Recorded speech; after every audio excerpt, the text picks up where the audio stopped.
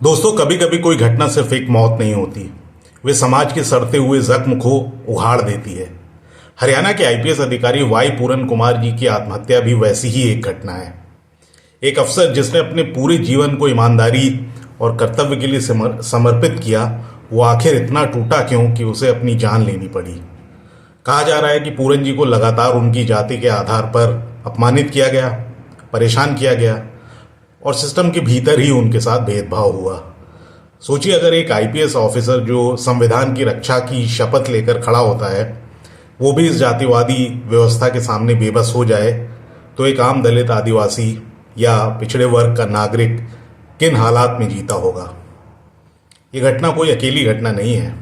रायबरेली में हरिओम वाल्मीकि की हत्या, सुप्रीम कोर्ट के दलित मुख्य न्यायाधीश के खिलाफ जहर उगलने वाले बयान और अब वाई पूरन कुमार की आत्महत्या, ये सब बताता है कि जातिवाद अब गली मोहल्लों से निकलकर पुलिस, प्रशासन और अदालतों की दीवारों तक पहुंच चुका है।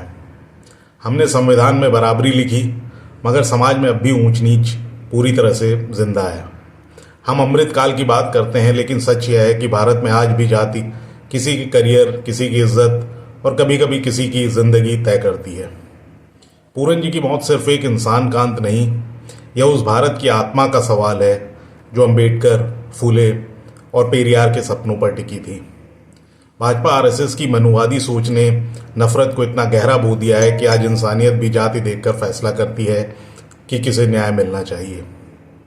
पूरन जी चले गए, लेकिन उन्होंने जाते जाते ये सवाल छोड़ दिया, क्या इस देश में दलित होकर जीना, काम करना और सम्मान मांगना आज भी गुनाह है? अगर हम इस सवाल को अनसुना करेंगे तो अगली बार शायद लोकतंत्र ही मर जाएगा और हमें पता भी नहीं चलेगा।